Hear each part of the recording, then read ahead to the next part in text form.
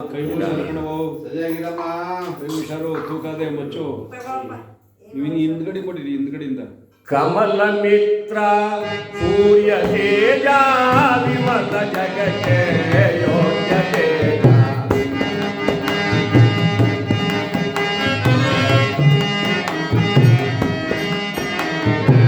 ಕಮಲ ಮಿತ್ರ ಸೂರ್ಯ ತೇಜ ವಿಮಲ ಜಗಕ್ಕೆ ಯೋಗ್ಯ ತೇಜ ಅವನಿಗೆ ವಿಶ್ವಜನಕ್ಕೆ ಭೈಯಾ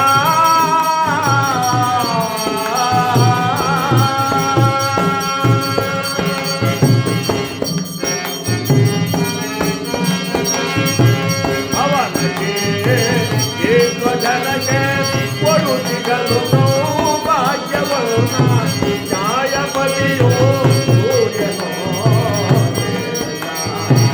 ನ್ಯಾಯಪತಿಯೋ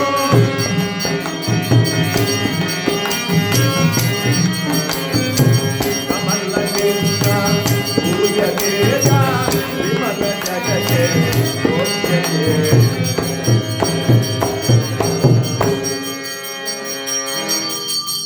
ಮಹಾಸ್ವಾಮಿ ಮರೀಚಿ ಬ್ರಹ್ಮನ ಮಗ ಕಶ್ಯಪ ಬ್ರಹ್ಮ, ಈತನೇ ಮಗನ ಸೂರ್ಯನು. ಈತನು ಬಹಳ ಉಷ್ಣತೆಯಿಂದ ಕೂಡಿದ ಗ್ರಹವಾದ ಕೂಡ ಭೂಲೋಕದ ಮಾನವರಾದ ನಾವುಗಳು ಶ್ರದ್ಧಾಭಕ್ತಿಯಿಂದ ಭಗವಂತನಿಗೆ ಗೋಧಿಯನ್ನ, ಕೆಂಪು ಪುಷ್ಪವನ್ನ, ಕೆಂಪು ವಸ್ತ್ರವನ್ನು ಪೂಜೆಗಾಗಿಟ್ಟು ಎಕ್ಕದ ಪತ್ರೆಯನ್ನು ಸಮರ್ಪಣೆ ಮಾಡಿ ಒಂದೇ ಮನಸ್ಸಿನಿಂದ ನಾವೇನಂತ ಪ್ರಾರ್ಥನೆ ಮಾಡಿಕೊಂಡ್ರೆ ಆ ಸೂರ್ಯದೇವ ಶಾಂತನಾಗ್ತಾನೆ. ಜಪ ಕುಸುಮ ಸಂಕಾಶ ಕಾಶ್ಯಪೇಯ ಮಹದ್ಯುರ್ಯ ತಮೋರಿಗ್ನಂ ಸರ್ವ ಪಾಪಜ್ಞ ಪ್ರಣತೋ ದಿವಾಕರ ಪ್ರಣತೋ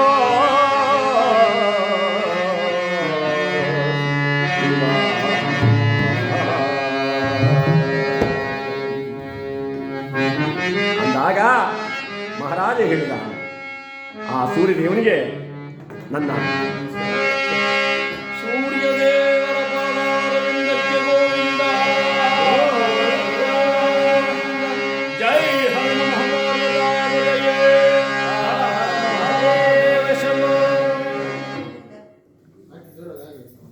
ಎರಡನೇ ಬ್ರಾಹ್ಮಣ ಮೇಲಕ್ಕಿದ್ದಂತೆ, ಸ್ವಾಮಿ ನಾನು ಚಂದ್ರಗ್ರಹದ ವಿಚಾರವನ್ನು ಚೆನ್ನಾಗಿ ಅರ್ತಿದ್ದೇನೆ, ಹೇಳಬಹುದು. ಶಿವನ ಪಣೆಗೆ ಯೋಗ್ಯತಾನೋ ತಾರೆಗಳ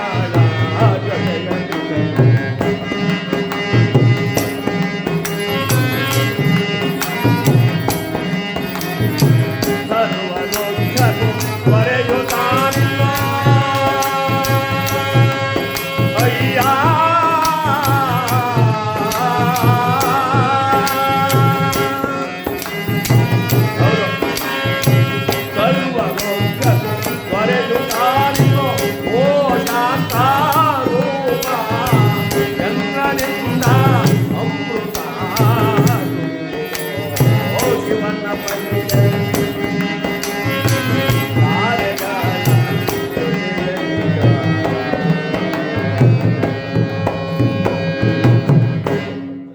ಯಾವ ಕೈಲಾಸವಾಸನಾದ ಪರಶಿವ ತನ್ನ ಜಟೆಯನ್ನು ಕಟ್ಟಿಕೊಂಡಿದ್ದಾನೆ, ಯಾರನ್ನ? ಚಂದ್ರದೇವನನ್ನ. ಅದಕ್ಕೆ ಅವನಿಗೆ ಚಂದ್ರಶೇಖರ ಅಂತ ಹೆಸರು ಬಂದಿತ್ತು. ಆಲಾಹಲವಾದ ವಿಷವನ್ನ ಪರಮೇಶ್ವರ ಯಾವಾಗ ಕುಡಿದ್ನೋ ಆ ಉರಿತಾಪವನ್ನು ತಡೆಯಕ್ಕಾಗ್ದೇ ಆ ಚಂದ್ರನನ್ನ ತಂಪಾದ ಗ್ರಹ ಅಂತ ಹೇಳಿ ಶಿವದಲ್ಲಿ ಕಟ್ಟಿಕೊಂಡ. ಅದಕ್ಕೆ ಹೇಳ್ತಾರೆ ಶಿವನ ಪಡೆಗೆ ಯೋಗ್ಯತಾನು. ಈ ಮಹಾನುಭಾವ ವರಲಕ್ಷ್ಮಿಯ ಸೋದರ, ಇವನ ಹತ್ತಿರ ಸದಾಕಾಲದಲ್ಲಿಯೂ ಕೂಡ ಅಮೃತ ಕಲಶವಿರುತ್ತೆ. ಈತನಿಗೆ ಜೀವದಾತ ಅಂತಲೂ ಕೂಡ ಹೇಳ್ತಾರೆ. ಅಂತ ಮಹಾನುಭಾವನಾದಂಥ ಚಂದ್ರದೇವನನ್ನ ಭೂಲೋಕದ ಮಾನವರಾದ ನಾವು ಅಕ್ಕಿಯನ್ನು ಪೂಜೆಗಾಗಿತ್ತು ಬಿಳಿ ವಸ್ತ್ರವನ್ನು ಸಮರ್ಪಣೆ ಮಾಡಿ ಮುತ್ತುಗದ ಪತ್ರೆ, ಯಾರಿಗೆ? ಚಂದ್ರದೇವನಿಗೆ. ಆ ಪತ್ರೆಯನ್ನು ಸಮರ್ಪಣೆ ಮಾಡಿ ಒಂದೇ ಮನಸ್ಸಿನಿಂದ ನಾವೆಂತ ಪ್ರಾರ್ಥನೆ ಮಾಡ್ಕೋಬೇಕು ಅಂದರೆ, ದಧಿಶಂಕ ತುಷಾರಾಮ ಶಿರೋದಾನವ ಸಂಭವಂ ಶಶಿ ಕ್ಷೀರಂ ಸೋಮ ಶಂಭೋ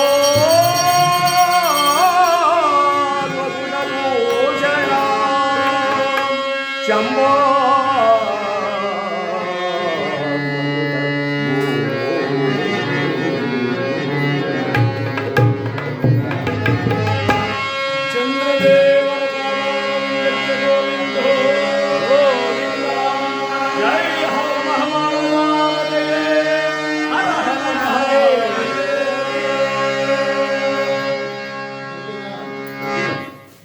ಮೂರನೇ ಬ್ರಾಹ್ಮಣ ಮೇಲಕ್ಕಿದ್ದು ಹೇಳ್ತಂತೆ, ಸ್ವಾಮಿ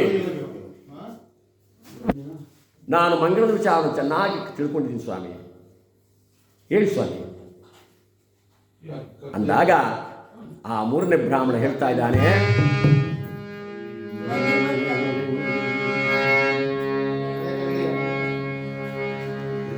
ಮಂಗಳನೋ ಬಲು ಸುಂದರನೋ ಮಂಗಳ ಕಾರಕದ ಆವನೋ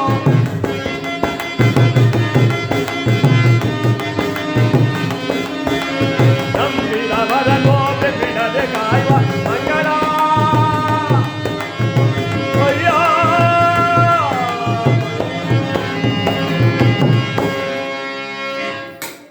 ಬಹಳ ಸುಂದರವಾದ ಗ್ರಹ. ಆ ಮಂಗಳದೇವ ಅವನ ಹೆಸರಲ್ಲೇ ಇದೆ ಮಂಗಳ. ಅವನಿಗೆ ಹಲವಾರು ಹೆಸರು, ಭೂಮಿಕುಮಾರ, ಅಂಗಾರಕ, ಮಂಗಳದೇವ, ಹಲವಾರು ಹೆಸರನ್ನ ಕರೆಸ್ಕೊಳ್ತಕ್ಕಂಥವನು. ಇವನು ಒಂದು ಬಿಟ್ರೆ ಬಂಗಾರ ಗುಣ ಸಂಪನ್ನ. ಇವನೇನಾರ ಮುಗಿಸ್ಕೊಂಡ್ರೆ ವಿಪರೀತವಾದ ಕಾಟ ಕೊಟ್ಬಿಡ್ತಾನೆ. ಪರನೆ ಕೆರೆಯೇ ಉಳಿ ರಕ್ತ ಅರಿಯೇ ಅವರೇ ಕಜ್ಜಿ ಮರಿಯೇ ರಕ್ತ ಕೀವು ಗಾಯ ಉಂಟು ಅಂತ ಕೊಡ್ತಕ್ಕಂಥದ್ದು ಮಾಡಬೇಕಾಗ. ಅದಕ್ಕೋಸ್ಕರ ಆ ಭಗವಂತ ನಾವು ಶಾಂತಿ ಮಾಡಬೇಕಾದ್ರೆ ನಾವು ಆ ಮಂಗಳ ದೇವನಿಗೆ ತೊಗರಿ ಕಾಳನ್ನು ಸಮರ್ಪಣೆ ಮಾಡಿ ಏಕಚಿತ್ತ ಮನೋಭಾವದಿಂದ ನಾವೇನಂತ ಪ್ರಾರ್ಥನೆ ಮಾಡಿಕೊಂಡ್ರೆ ಮಂಗಳ ದೇವ ಶಾಂತನಾಗ್ತಾನೆ ಅಂದರೆ ಯಾವ ರೀತಿ ಪ್ರಾರ್ಥನೆ ಮಾಡ್ಕೋಬೇಕು? ಧರಣಿ ಗರ್ಭ ಸಂಭೂತ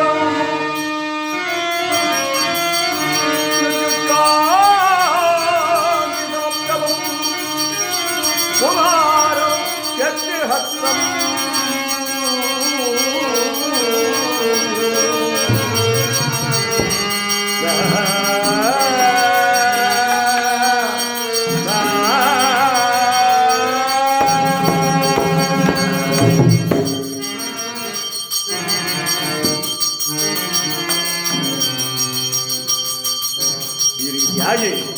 ಆ ಮಂಗಳ ದೇವನನ್ನು ನಾವು ಸ್ಮರಿಸಿಕೊಂಡಿದ್ದೆ. ಆದರೆ ಆ ಮಂಗಳ ದೇವ ಸಕಲ ರೋಗ ರುಜಿನವನ್ನು ದೂರ ಮಾಡಿ ಮಂಗಳಪ್ರದವನ್ನು ಮಾಡ್ತಾನೆ ಎಂದು ಹೇಳಿಲ್ಲ. ಅಂದಾಗ ವಿಕ್ರಮಾದಿತ್ಯ ಮಹಾರಾಜ ಹೇಳಿದ, ಆ ಮಂಗಳ ದೇವನಿಗೂ ಕೂಡ ನನ್ನ ಅನಂತ ಕೋಟಿ ವಂದನೆಗಳು. ಮಂಗಳ ದೇವರ ಗೋವಿಂದ ಜೈ ಹರ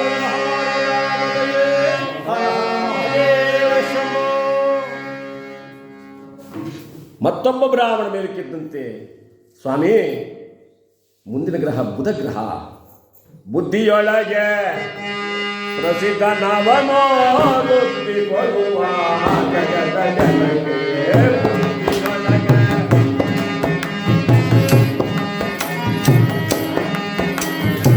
ಚಂದ್ರತಾರೆಯರ ಪ್ರೇಮಕುಮಾರ ಅಯ್ಯ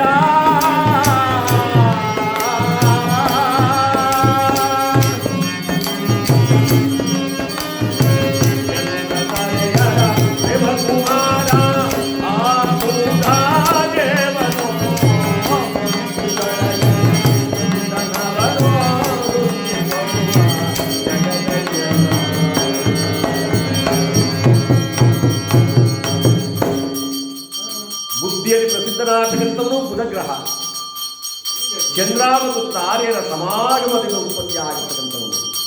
ಅಂತಹ ಬುಧದೇವನನ್ನ ಭೂಲೋಕದ ಮಾನವರಾದ ನಾವುಗಳು ಶ್ರದ್ಧಾಭಕ್ತಿಯಿಂದ ಆ ಭಗವಂತನಿಗೆ ಹೆಸರು ಕಾಲನ ಪೂಜೆಗಾಗಿತ್ತು ಒಂದೇ ಮನಸ್ಸಿನಿಂದ ದೀಪ ಧೂಪ ನೈವೇದ್ಯಾದಿಗಳನ್ನು ಮಾಡಿ ದಾನ ಧರ್ಮಗಳನ್ನು ಮಾಡ್ತಾ ಏಕಚಿತ್ತ ಮನೋಭಾವದಿಂದ ಯಾರನ್ನ ಬುಧಗ್ರಹವನ್ನು ನಾವೇನಂತ ಪ್ರಾರ್ಥನೆ ಮಾಡ್ಕೋಬೇಕು, ಏನಂತ ಸಂಕಲ್ಪ ಮಾಡ್ಕೋಬೇಕು ಅಂದರೆ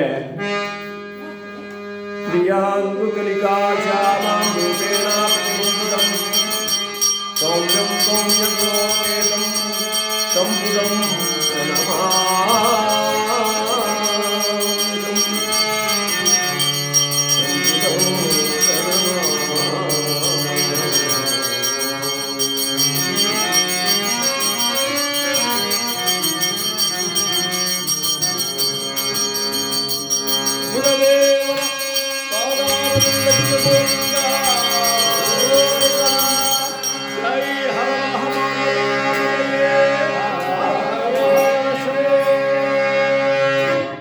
ವಿಕ್ರಮಾದಿತ್ಯ ಮಹಾರಾಜ ಹೇಳಿದ, ಆ ಬುಧದೇವನಿಗೂ ನನ್ನ ಅನಂತ ಕೋಟಿ ವಂದನೆಗಳು. ಸ್ವಾಮಿ, ಇನ್ನು ಮುಂದಿನ ಗ್ರಹದ ವಿಚಾರ. ಸ್ವಾಮಿ, ಮುಂದಿನ ಗ್ರಹ ಅಂದರೆ ಗುರುಗ್ರಹ. ನಗುರೋರಧಿಕಂ. ಜಗತ್ತಿನಲ್ಲಿ ಗುರುವೇ ದೊಡ್ಡ ಮಗ. ಒಂದು ಕಡೆ ಬಸವಣ್ಣವರು ಹೇಳ್ತಾರೆ, ಗುರು ಹರನ ತೋರಬಲ್ಲನಯ್ಯ, ಹರನು ಗುರುವ ತೋರಬಲ್ಲನೆ ಎಂದರು. ಗುರು ಬೇಕಾದರೆ ಹರ ಎಲ್ಲಿದ್ದಾನೆ ಅಂತಕ್ಕಂಥ ವಿಚಾರವನ್ನು ಹೇಳಬಲ್ಲ, ಆದರೆ ಹರನಿಗೂ ತಿಳಿಯಲು ಗುರುವಿನ ವಿಚಾರ. ಅಂತಹ ಮಹಾನುಭಾವ. ಗು ಅಂದರೆ ಕತ್ತಲೆಯನ್ನು ಸರಿಸಿ, ರು ಅಂದರೆ ಬೆಳಕಿನ ಕಡೆ ಕರ್ಕೊಂಡು ಹೋಗನೇ ಗುರು. ಅಜ್ಞಾನದಿಂದ ಸುಜ್ಞಾನವನ್ನು ತಿಳಿಯಪಡಿಸ್ತಕ್ಕಂಥವನೇ ಗುರು. ಅಕ್ಷರ ಜ್ಞಾನದಿಂದ ಆ ಜ್ಞಾನದ ಬೆಳಕನ್ನು ಚೆಲ್ತಕ್ಕಂಥವನೇ ಗುರು. ಅದಕ್ಕೆ ಹೇಳ್ತಾರೆ, ಗುರು ಮಗ ಶ್ರೇಷ್ಠ, ಗುರು ಬಲವಂತ, ಗುರು ಮಗ ಶ್ರೇಷ್ಠ,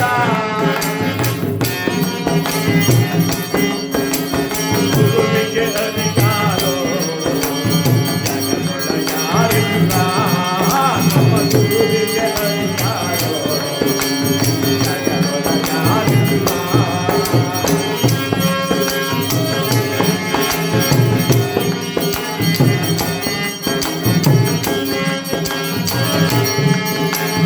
ವಿದ್ಯಾವ ಕೊಡುವಾಗೋ ಬುದ್ಧಿಯ ತರುವಾಗೋ,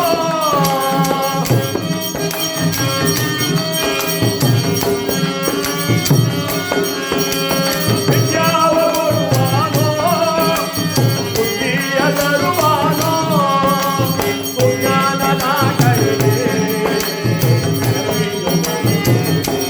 ನಮ್ಮ ಸುಜ್ಞಾನದ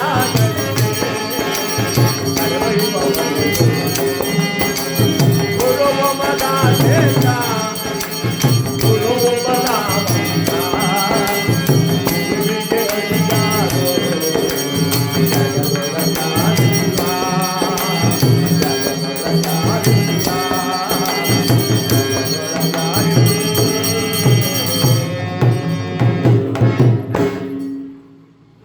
ಎಂಥವನು? ಅಜ್ಞಾನದಿಂದ ಸುಜ್ಞಾನದ ಕಡೆ ಕರ್ಕೊಂಡು ಹೋಗ್ತಕ್ಕಂಥವನು. ಆ ಗುರುವಿಗೆ ಸಲ್ಲಿಸಬೇಕಾಗ್ತಕ್ಕಂಥ ಯಾವುದು? ಕಡಲೆಕಾಳನ್ನು ಸಮರ್ಪಣೆ ಮಾಡಿ ಅರಳಿ ಪತ್ರಿಯನ್ನು ಆ ಗುರುವಿಗೆ ಪತ್ರಿಯನ್ನಾಗಿ ಸಮರ್ಪಿಸಿ ಒಂದೇ ಮನಸ್ಸಿನಿಂದ ಏನಂತ ಪ್ರಾರ್ಥನೆ ಮಾಡಬೇಕು?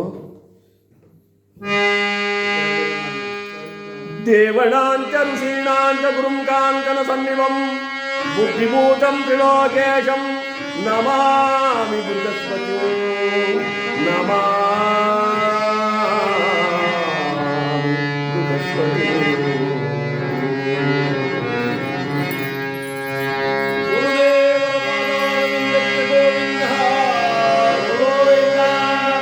ಜೈ ಹರ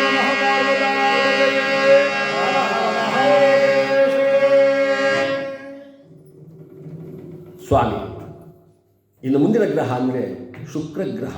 ಯಾವ ದೇಶ ಇದ್ದರೆ ಶುಕ್ರ ದೇಶ ಇರಬೇಕು ಅಲ್ವ ಕಬ್ಬಣಮ್ಮ? ಯಾವ ದೆಸೆ ಇಲ್ಲದೆ ಇದ್ರೂ ಶುಕ್ರ ದೆಸೆ ಹೊಂದಿದ್ರೆ ಸಾಕು. ಯಾವ ಜೋಗ ಕೈ ಹಾಕೋರು ಬರೀ ದುಡ್ಡೆ, ಇಲ್ಲ ಅಂದರೆ ಸಂಜೆ ಸಾಮಾನು ತಂದು ಸಾಮಾನು ಪಯ್ಯ ಏನು ಮನಮನಿಗೂ ಸಾಲ ಮಾಡೋದಾಗಿಯೂ ಸಾಲ ಏನೋ ಬಂದದ್ದು ಇವನಿಗೆ ಮಲ್ಲಾಗು. ಆ ಅಂಗಡಿ ನೋಡ್ರೆ ಅಲ್ಲೇ 500 ಮಾಡವಂತೆ, ಇಲ್ಲೇ ನೋಡ್ರೆ ಇಲ್ಲೂ 300 ಮಾಡವನೇ. ಎಲ್ಲ ಕಡೆನೂ ಸಾಲನೇ. ಯಾಕೆಂದ್ರೆ ಶುಕ್ರದೇಶ ಇಲ್ಲ ಅವನಿಗೆ. ಅದಕ್ಕೆ ಹೇಳ್ತಾರೆ, ಹಸುರರಿಗೆ ಗುರು ತಾನೋ, ಹಸುರರಿಗೆ ಗುರು,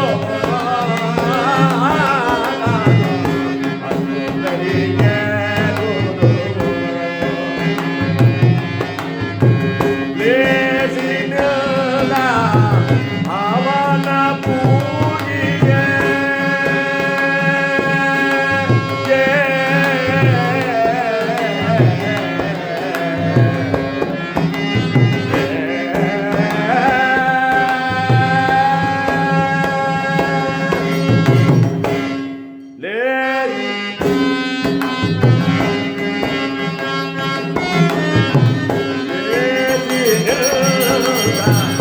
ಅವನ ಪೂಜಿಗೆ ಜಾತಿಯಿಲ್ಲದೆ ಕೊಡುವ ಭಾಗ್ಯವ.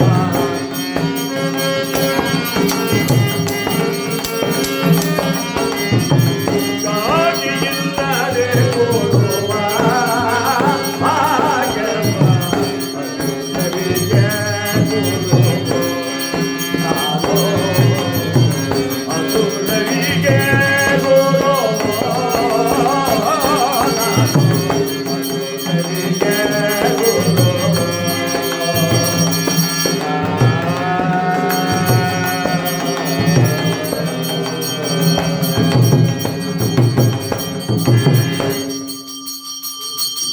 ರಾಕ್ಷಸರಿಗೆ ಗುರು ಯಾರು? ಶುಕ್ರ. ಇವಳಿಗೆ ಓರ್ಗಂದಿಟ ಕೃತಿ. ಒಂದು ಕಣ್ಣು ಕುರುಡು ಶಿಷ್ಯನಾದ ಬಲೀಂದ್ರನಿಗೆ ಸಹಾಯ ಮಾಡಕ್ಕೆ ಹೋಗಿ ಕಣ್ಣು ಕಳ್ಕೊಬಿಟ್ಟ. ಶಿಷ್ಯ ಅಂದರೆ ಬಲೀಂದ್ರ ಚಕ್ರವರ್ತಿ ವಾಮನ ಮೂರ್ತಿ ಆಗ್ತಕ್ಕಂಥ ಭಗವಂತನಿಗೆ ದಾರಿ ಎರೆಯಕ್ಕೆ ಹೋದ್ನಲ್ಲ, ಆ ಕಮಂಡದಲ್ಲಿ ಹೋಗಿ ಕೀಟ ಸೇರ್ಕೊಂಡಂತೆ. ಪರಮಾತ್ಮನಿಗೆ ಗೊತ್ತು, ತನ್ನ ಕೈಯಲ್ಲಿದ್ದ ದರ್ಬೆಯಿಂದ ಆ ಕಮಂಡದಲ್ಲಿ ಚುಚ್ಚಿದಾಗ ರಕ್ತ ಹರಿಯೋದಕ್ಕೆ ಶುರುವಾಯಿತು.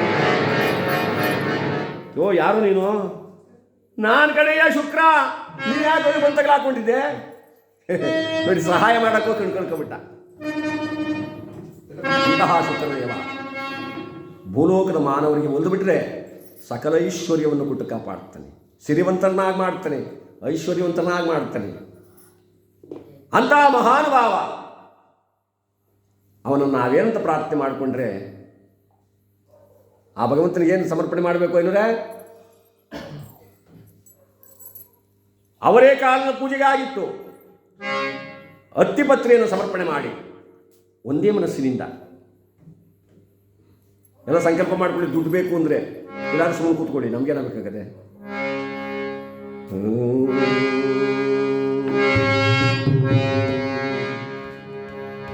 ಹಿಮಕುಂದರುಣಾಲಾಭ ದೈತ್ಯಾನಾಂ ಪರಂ ಗುರುಂ ಸರ್ವಶಾಸ್ತ್ರ ಪ್ರವಕ್ತಾರ ಭಾರ್ಗವಂ ಪ್ರಣಮಾಮ್ಯಹಂ. ಭಾರ್ಗವಂ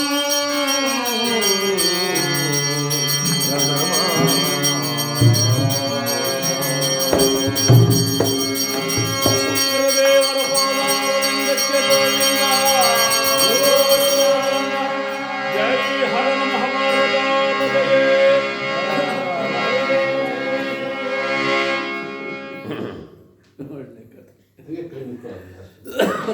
ವಿಕ್ರಮಾದಿತ್ಯ ಮಹಾರಾಜ ಹೇಳ್ತಾನೆ, ಆ ಶುಕ್ರದೇವನಿಗೂ ನನ್ನ ಅನಂತ ಕೋಟಿ ವಂದನೆಗಳು. ಇನ್ನು 7ನೇ ಗ್ರಹ, ಆ 7ನೇ ಬ್ರಾಹ್ಮಣ ಮ್ಯಾಲ್ಕೆದ್ದಂತೆ ನಾನು ಹೇಳ್ತೀನಿ ಸ್ವಾಮಿ ಅವನ ವಿಚಾರವನ್ನು. ಯಾರ ವಿಚಾರವನ್ನು? ಯಾವುದು 7ನೇ ಗ್ರಹ? ತಾಯೇ ಶುಕ್ರ ಆದ್ಮೇಲೆ ಒಬ್ಬೊಬ್ರು ತಿಳ್ಕೊಂಡವ್ರೆ, ಒಬ್ಬೊಬ್ರು ಇನ್ನೂ ತಿಳ್ಕೊತಾವ್ರೆ.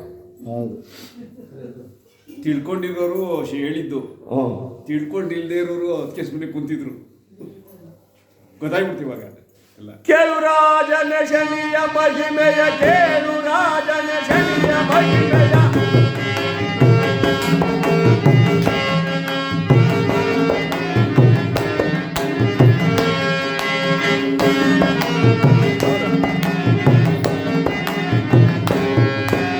ಕೇಳು ರಾಜನ ಶನಿಯ ಮಹಿಮೆಯ, ಕೇಳು ರಾಜನ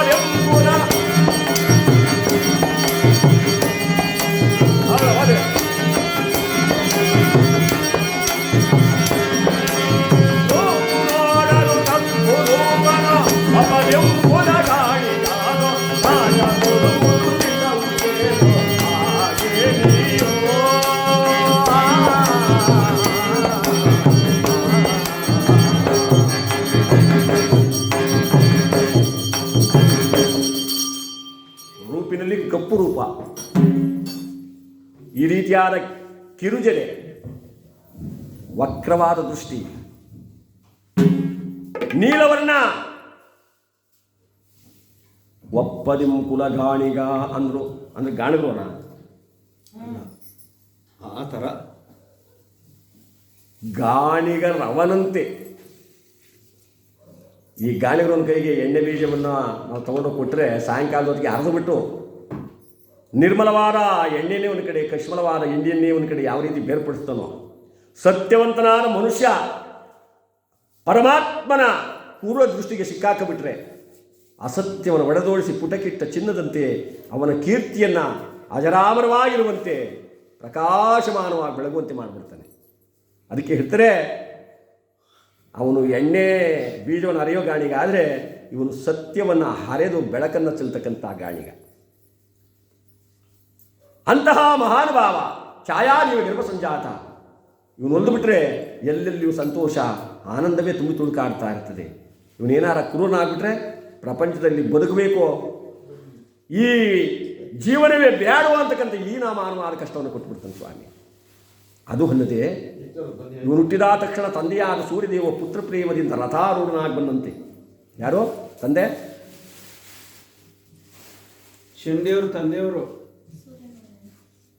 ಸೂರ್ಯನಾರಾಯಣ ದೇವರು. ನೋಡಿ ಅಮ್ಮವ್ರು ಹೇಳ್ತಾರೆ, ಸಪ್ತಾಶ್ವಗಳನ್ನು ರಥಕ್ಕಿಟ್ಟುಕೊಂಡು, ಕತೆ ಚೆನ್ನಾಗಿ ಕೇಳಿದ್ರೆ ಗೊತ್ತಾಯ್ತದೆ. ಸಪ್ತಾಶ್ವಗಳನ್ನು ರಥಕ್ಕೆ ಕಟ್ಟಿಕೊಂಡು ನಿಮಗೆ ಪುತ್ರ ಜನಿಸಿದ್ದಾನೆ ಅಂದಾಗ ತನ್ನ ದಿನನಿತ್ಯದ ಕೆಲಸ ಮುಗಿಸ್ಕೊಂಡ. ನಿಂತ ಕಡೆ ನಿಲ್ಲಂಗಿಲ್ವಲ್ಲ ಅವನು. ಆ ಕೆಲಸವನ್ನು ಮುಗಿಸ್ಕೊಂಡು ವರುಣನನ್ನು ಸಾರ್ಥಿ, ಅರುಣನನ್ನು ಸಾರ್ಥ್ಯನಾಗಿ ಮಾಡಿಕೊಂಡು ಧಡ ಧಡ ಧಡನೆ ಧಾವಿಸಿ ಬಂದ. ಆಗ ತಾನೇ ಛಾಯಾದೇವಿ ಪರಮಾತ್ಮನನ್ನು ಎತ್ತು ಮರದಲ್ಲಿ ಹಾಕಿದ್ದಾಳೆ. ಆ ಸೂರ್ಯದೇವ ರಥದಿಂದ ಇನ್ನೇನು ಕೆಳಗಿಳಿಯಬೇಕಂತೆ ಆ ಮಗುವಿನ ರೂಪವನ್ನು, ಆ ವಿಕಾರ ರೂಪವನ್ನು ನೋಡಿಬಿಟ್ಟ. ಸೂರ್ಯದೇವನಿಗೆ ಅಸಹ್ಯವೆನಿಸಿತೋ ಏನು. ಇವನು ಹುಟ್ಟಿದಾಗ ಹಂಗೆ ಇದ್ದದ್ದು, ಸಣ್ಣ ಸಣ್ಣ ಕಿರುಜಡೆ, ಕಪ್ಪು ರೂಪ, ವಕ್ರವಾದ ರೂಪದಲ್ಲಿದ್ದ. ಆ ರಥದಿಂದ ಕೆಳಗೆ ಇಳಿಯಲೇ ಇಲ್ಲ ಸೂರ್ಯದೇವ, ಇಲ್ಲೆಂದನೇ ದೃಷ್ಟಿ ಬಿಟ್ಬಿಟ್ಟ. ತತ್ಕ್ಷಣದಲ್ಲಿ ಸೂರ್ಯದೇವನಿಗೆ ಕುಷ್ಠರೋಗ ಬಂದ್ಬಿಡ್ತು. ಕುಷ್ಠರೋಗ ಅಂದರೆ ಇಡೀ ಮೈಯೆಲ್ಲ ರಕ್ತ ಕೀವು ಅಂತ, ಕೀವಿನಿಂದ ಗತಗತಗತ ಅಂತ ನಾರ್ತಾ ಇದ್ದಾನೆ. ವಲಸು ಬಂದ್ಬಿಡ್ತಾವ ಅವನ ಮೈ. ಸೂರ್ಯದೇವ ಕುಷ್ಠರೋಗ ಬಂದ ಮೇಲೆ ಪ್ರಪಂಚದ ಸೂರ್ಯ ಎಲ್ಲಿ ಹುಡ್ತಾನೆ, ಸೂರ್ಯನ ಮುಳುಗ್ತಾನೆ. ಇಡೀ ಬ್ರಹ್ಮಾಂಡವೇ ಅಂಧಕಾರ ಮುಸುಗ್ಬಿಡ್ತು, ಕತ್ತಲಾಗ್ಬಿಡ್ತು. ಕತ್ತಲೆ ಯಾವುದು, ಬೆಳಕು ಯಾವುದು, ಹಗಲು ಯಾವುದು, ಇರಳು ಯಾವುದು ಅರಿವಿಲ್ಲದಂತಾಯಿತು. ಪೂಜೆ ಪುರಸ್ಕಾರಗಳು ನಿಂತು ಹೋದು, ಯಾಗ ಯಜ್ಞಗಳಿಲ್ಲ, ದೇವರ ಪ್ರಾರ್ಥನೆಗಳಿಲ್ಲ. ಇಡೀ ಪ್ರಪಂಚವೇ ಅಲ್ಲೋಲ ಕಲ್ಲೋಲವಾಗುವಂಥ ಸ್ಥಿತಿ ಬಂದ್ಬಿಡ್ತು. ದೇವತೆಗಳ ಯೋಚನಾಮಗ್ನರಾಗಿ ನಾರರಾದಿಯಾಗಿ ಎಲ್ಲರೂ ಬಂದು, ಯಾರಿಂದ ಬಂದು ಈ ಕಷ್ಟ ಲೋಕಕ್ಕೆ ಎಂದಾಗ ಬನ್ನಿ ಭಗವಂತನನ್ನು ಬೇಡ್ಕೊಳ್ಳೋಣ, ಶನೇಶ್ವರ ಸ್ವಾಮಿಯನ್ನು ಬೇಡ್ಕೊಳ್ಳೋಣ ಅಂತ ಹೇಳಿ ಸರ್ವರು ಬಂದು ಕೇಳ್ಕೊಂಡಂತೆ, ಶನಿದೇವ ದಯ ಮಾಡೋ ಶನಿದೇವ, ದೇವರ ದೇವ ಕೃಪೆ ಮಾಡೋ ಮಹಾದೇವ.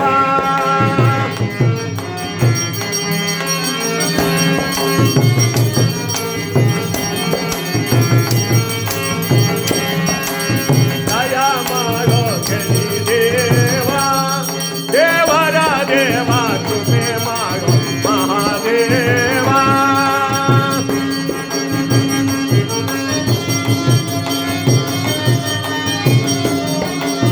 ಬಂದಿರುವ ದುರಿತವ ಪರಿಹರಿಸೋ ಶನಿದೇವ,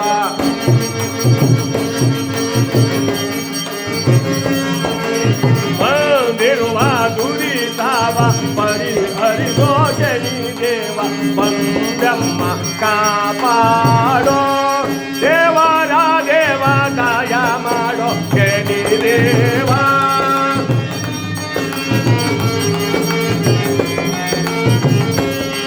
ದೇವರ ದೇವ ದಯ ಮಾಡೋ ಶನಿದೇವ. ಬಂದಿರುವ ದುರಿತವ ಪರಿಹರಿಸೋ ಮಹಾದೇವ. ಬಂದಿರುವ ದುರಿತವ ಪರಿಹರಿಸೋ ಮಹಾದೇವ. ಬಂದಮ್ಮ ಕಾಪಾಡೋ ದೇವರ ದೇವ, ದಯ ಮಾಡೋ ಶನಿದೇವ ಎಂಬರಾಗಿ ಬೇಡಿಕೊಂಡಾಗ ಶಾಂತಚಿತ್ತನಾದ ಪರಮಾತ್ಮ ತಂದೆಯ ಮೇಲೆ ಬಿದ್ದಿದ್ದಂಥ ದುಷ್ಯನ ಹಾಗೆ ಹಿಂದಕ್ಕೆ ಕರ್ಕೊಂಡ. ಲೋಕ ಕಲ್ಯಾಣವಾಯಿತು. ಜಗತ್ತಿನ ಸೂರ್ಯ ಹುಟ್ಟಿ ಸೂರ್ಯ ಮೊದಲ ಆರಂಭಿಸಿದ ಅಂತ ಮಹಾನುಭಾವ ಸ್ವಾಮಿ ಈ ಶನೇಶ್ವರ ಅಂದರೆ ಸಿಂಹಾಸನೆಯಲ್ಲಿ ಕುಳಿತಿರುವ ಯಾವ ಯಾರವನು? ಯಾರು ಆ ಶನಿ? ಹುಟ್ಟಿದ ತಕ್ಷಣ ತಂದೆ ತಾಯಿಗೆ ಅತಿಯಾದ ಕಷ್ಟವನ್ನು ಕೊಟ್ಟವನು ದೇವರೇ. ಅವನೊಬ್ಬ ಚಾಂಡಾಲ. ಅವನ ವಿಚಾರವನ್ನು ಬಿಟ್ಟು ಮುಂದಿನ ಗ್ರಹದ ವಿಚಾರವನ್ನು ಹೇಳಿ ಬ್ರಾಹ್ಮಣೋತ್ತಮ ನಡುಗಲು ಆರಂಭಿಸಿದ. ಈ ಗ್ರಹ ಕತೆ ಹೇಳಿ ಪಟ್ಟಿ ಆಯಿತು. ಇನ್ನು ಮುಂದಿನ ಗ್ರಹದ ವಿಚಾರ ಹೇಳಿ ಏನೇನು ಮಾಡ್ತಾನೆ ಮಹಾರಾಜ ಹೇಳಿ. ಅದೇ ಅದೇ ಸ್ವಾಮಿ, ಮುಂದಿನ ಗ್ರಹಗಳು ಅಂದರೆ ರಾಹುಕೇತುಗಳು. ರಾಹುಕೇತುಗಳೆಂಬ ರಾಕ್ಷಸ ಕುಲದವರು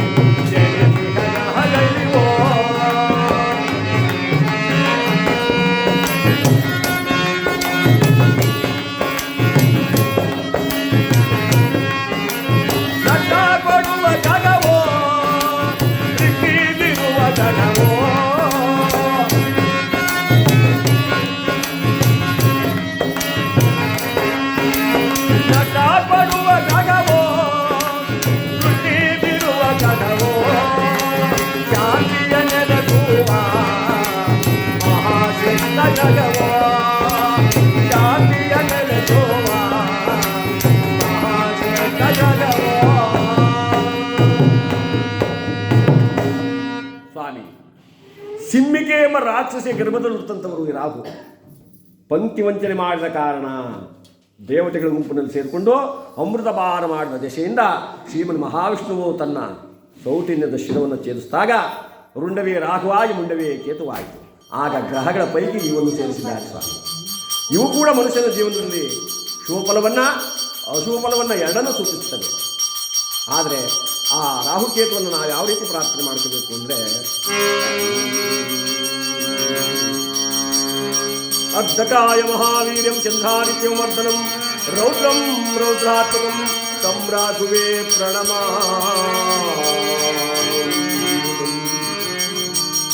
ಫಲಾಪುಷ್ಪಸಂಕಾಶಂ ತಾರಕಾಶಿರಕಮಸ್ತಕಂ ರೌದ್ರಂ ರೌದ್ರಾತ್ಮಕಂ ತಂ ಕೇತುವೇ ಪ್ರಣಮಾಮ್ಯಗ.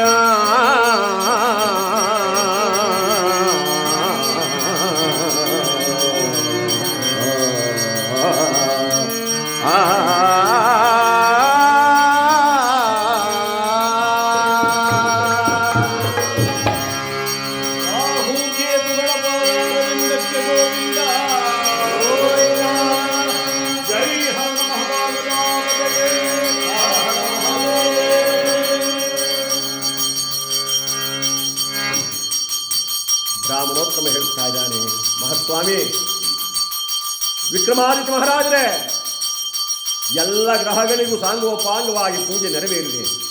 ಆ ಶನಿದೇವ ಆ ಪರಮಾತ್ಮನಿಗೂ ಪೂಜೆಯನ್ನು ಸಮರ್ಪಣೆ ಮಾಡಿ ನಾವು ಕೃತಾರ್ಥನಾಗೋಣ. ದಯಮಾಡಿ ನನ್ನ ಮಾತನ್ನು ಕೇಳಿ. ಮಾಧ್ಯಮಾಯ್ ಹುಟ್ಟಿದಾಗಲೇ ತನ್ನ ಬಿಡನಿಗೆ ಕುಷ್ಠರೋಗವ ತಂದೀಗನ ಹುಟ್ಟಿದಾಗಲೇ ತನ್ನ ಬಿಡನಿಗೆ ಬಿಟ್ಟನ ಕಾಲನ ಬಿಟ್ಟನ ಕಾಲನ ಏನಿ ಜನಮನಗೆ ಪಡಿದರೆ ತನ ಮನವು ಸಲ್ಲದಿದೋ ಜನಮನಗೆ ಪಡಿದರೆ ತನ ಮನವು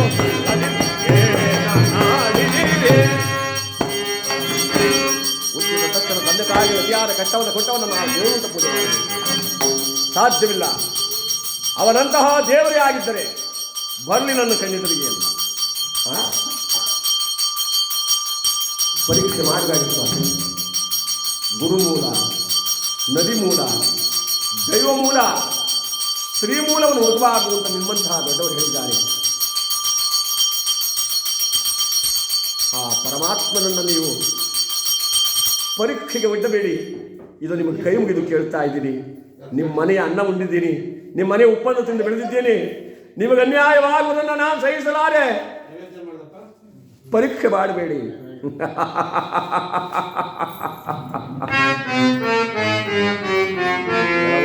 ಬ್ರಾಹ್ಮಣ, ನಾಟಕದ ಮಾತುಗಳನ್ನಾಡಿ ಬೂಟಾಟಿಕೆಯನ್ನು ನನ್ನ ಮುಂದೆ ತೋರಬೇಡ. ಅವನಂತಹ ದೇವರೇ ಆದ ಬರಲಿ ನನ್ನ ಎದುರಿಗೆ, ತೋರಿಸವನನ್ನ. ಅವನಿಲ್ಲದ ಸ್ಥಳವಿಲ್ಲ, ಅವನಿಲ್ಲದ ನೆಲೆ ಇಲ್ಲ.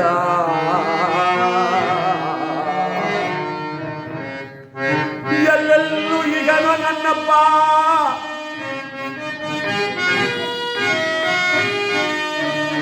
ಅವನಿಂದ ಜಾಗವೇ ಇಲ್ಲ.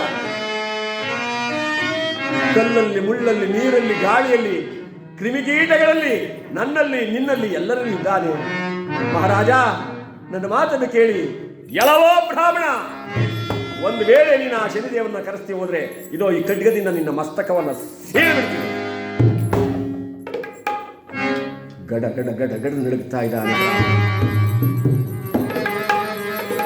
ಸ್ಮರಣೆಗೈದವರಿಗೀಗದಿಯ ತರರಹುರೆ ತಂದೆ.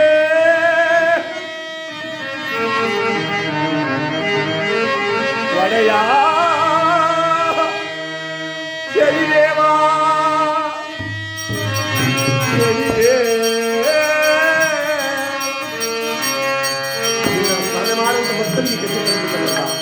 ನೀನೇನಾದ್ರೂ ಈಗ ಬರಲಿಲ್ಲ ಅಂದ್ರೆ ಮಹಾರಾಜ ನನ್ನ ಪ್ರಾಣ ಉಳಿಸಲ್ಲ. ಬೇಗ ಬಾ, ಓಡಿ ಬಾ, ಓಡೋಡಿ ಬಾ, ಎಲ್ಲೆಡೆಯೋ ನನ್ನಪ್ಪ ಶನಿದೇವಾ, ಶನಿದೇವಾ.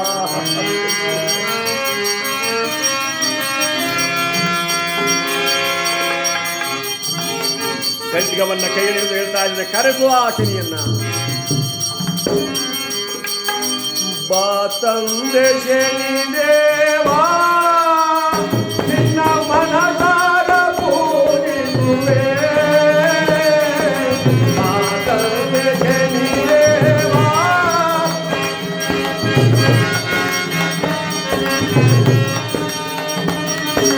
ತಂದೆಯು ನೀನೆಂದು ನಿನ್ನ ತಂದೆ ಗುರುವೆನಪ್ಪ.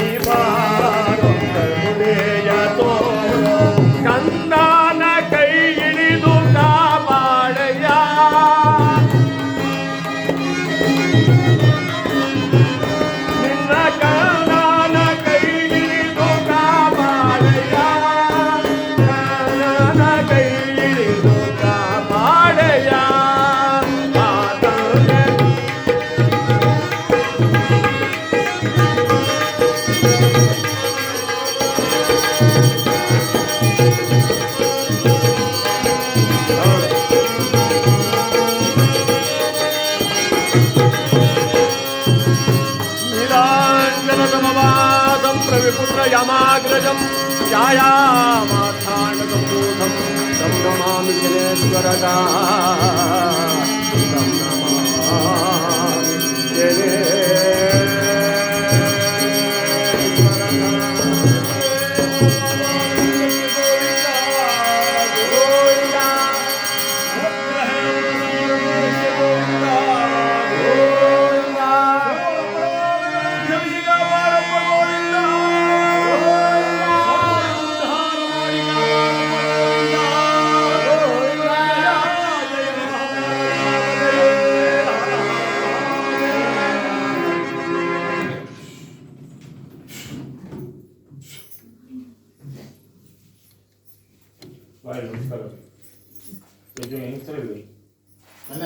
ನಮಸ್ಕಾರ ನಮಸ್ಕಾರ ನಮಸ್ಕಾರ ಈಗ ಮಾಡೋದಿಲ್ಲ ನಮಸ್ಕಾರ ಬೆಳಿಗ್ಗೆ ಕಾಲ ಹೋಗಬೇಡಿ ದೂರ